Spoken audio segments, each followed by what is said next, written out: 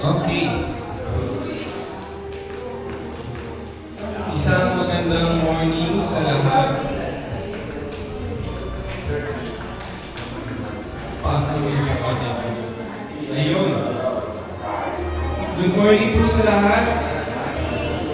Morning. Ay, parang walang energy. Good morning po sa lahat. Ayun.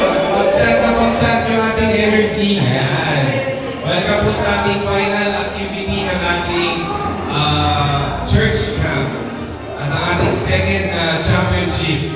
So, narinig niyo na po kanina ang ating flag design at presentation ay nagkakahalagang 40 points sa first place. So, 30 points sa second place, third place ay 20 at fourth place ay 15. For the chat natin, 30 seconds lang siya, so 20 points ang first place, 15 points ang second place, 10 points ang third place, at fourth place ay 5 points.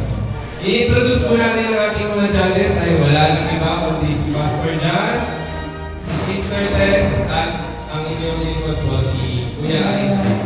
Ayun. So, let's start. Huwag na tayo magpa-ligoy-ligoy pa. At tawagin na natin ang House of Judah.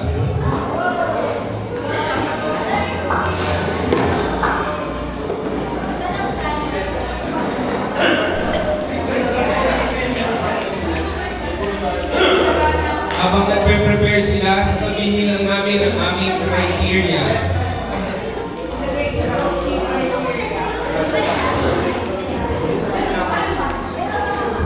Gita. Kasya ba? Okay. Ja.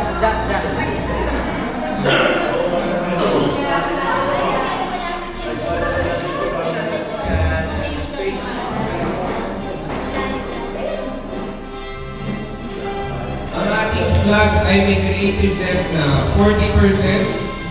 Ang message ay 40%. Cleanliness 5%. Ang uniqueness ay 10%. At presentation ay 5%. Sa chat ay yung effectiveness. So, yun na yun. Sino yung pinaka-okay, powerful, cheer?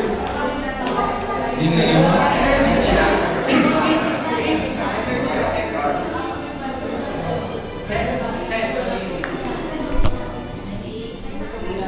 Wait lang po. Ano daw po?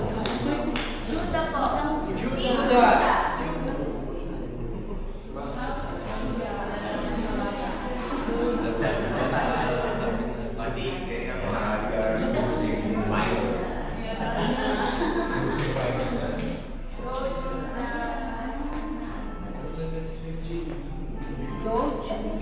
Okay, Team Judah, on your cue. 1, 2, 3, go.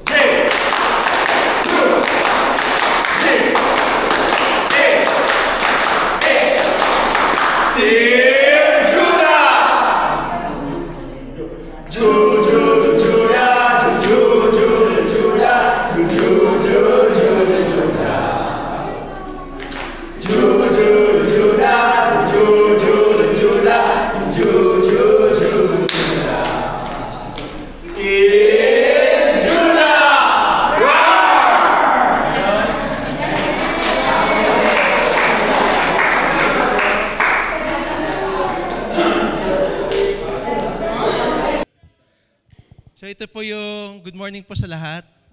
Ito po yung Team Judah. So for the background, Judah is the fourth son of Jacob and Leah.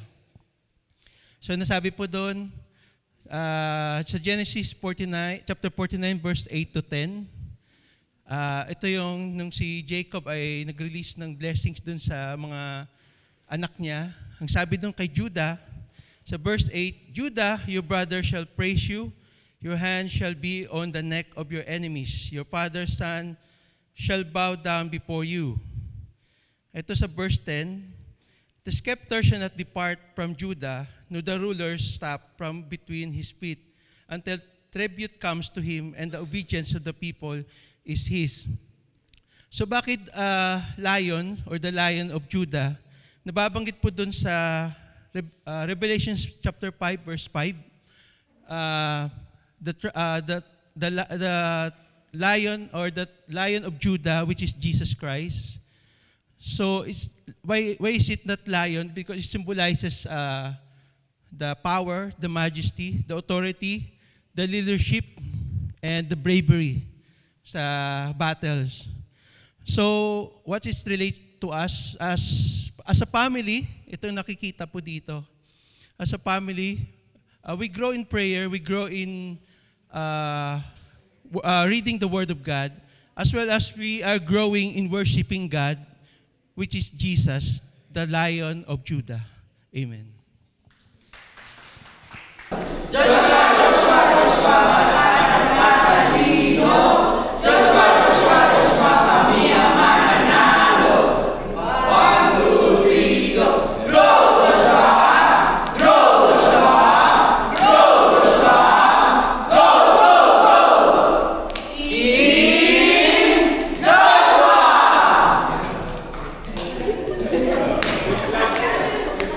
So next naman ang inyong flag presentation.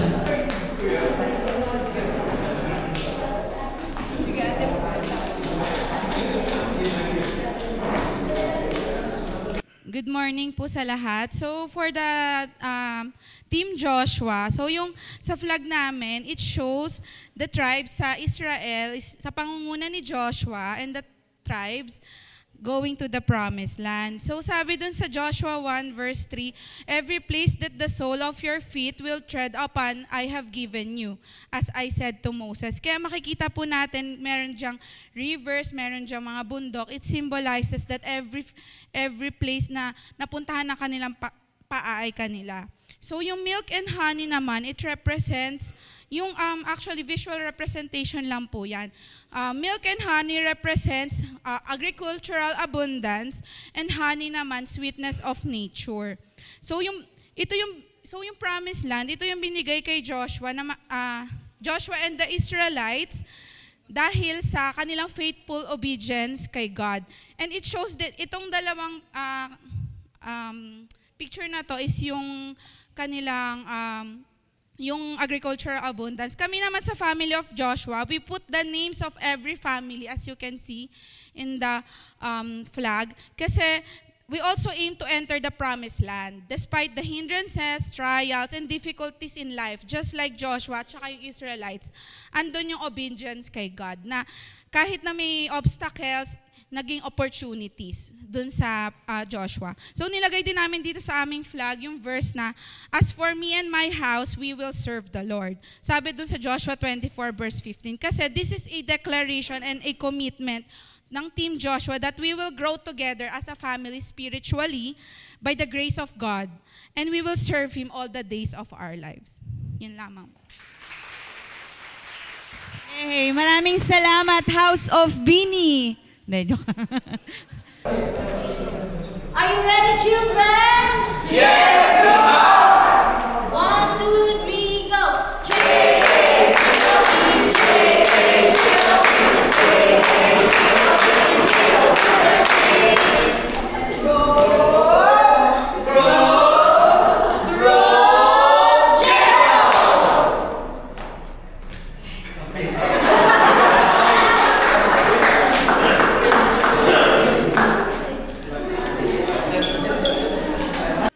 Good morning po sa lahat. So, ngayon po ipipresent ko po yung flag po namin.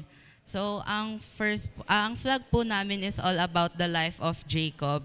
So, ito pong drawing dito, nire-represent niya po yung pagiging deceiver po ni Jacob, kasi po alam naman po nating lahat na anak po ni Isaac ay dalawa, si Esau po at saka si Jacob. And si Esau po yung panganay. So, yung mga blessings po ng mga parents ay ibibigay na po sa mga panganay. So, diniceive niya po si Isaac para po mapunta sa kanya yung blessings po ng parents niya. And yun po, nagkasala po siya, and pinagsisihan niya po yun, and nagrepent po siya, and dito po sa drawing na to, naging, ito pong Genesis 35:10-15, na doon po sinasabi na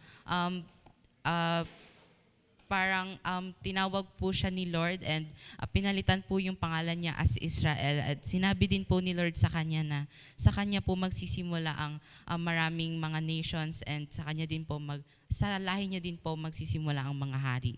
And pagkatapos niya po maging, nung naging Israel po siya, nung tinawag po siyang Israel, naging chosen one po siya, kaya meron pong kamay dito.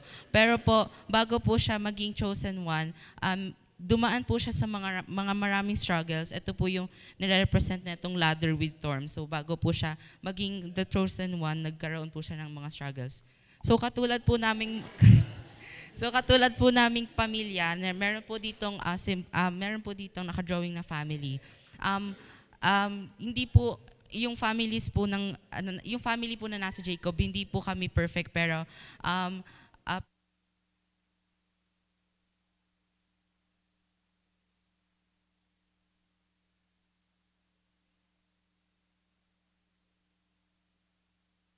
Thank you, Kai. Pasensya na, hindi pa ito yung time mo para magpasikat maging preacher. 1, 2, 3, go! Ang Team Joseph, mananalo! Ang Team Joseph, mananalo! Go! Win, win, win, win, win! Ang Team Joseph ay nag-dream! Win, win, win, win, win! Ang Team Joseph mag-win! Gising Joseph!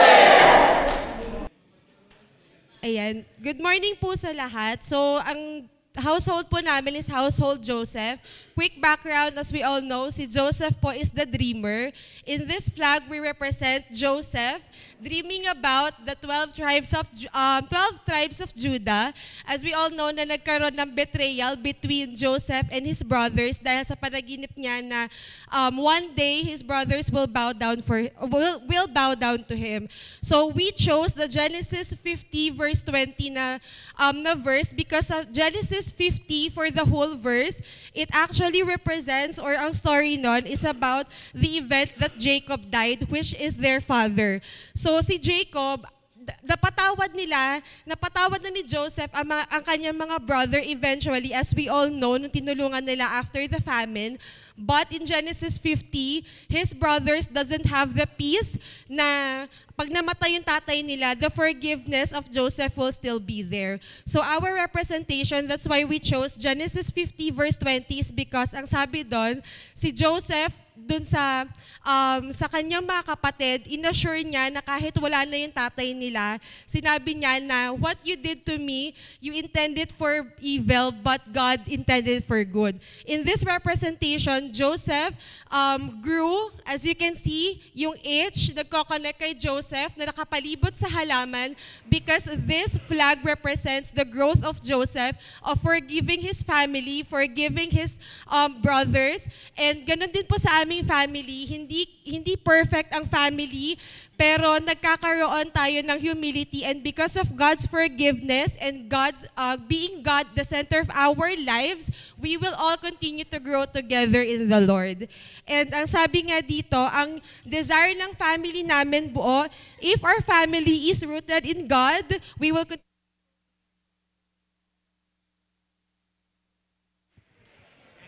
Yan. Maraming salamat, House of Joseph. In English tayo ni Teacher Leanne, kaya no comment na ako.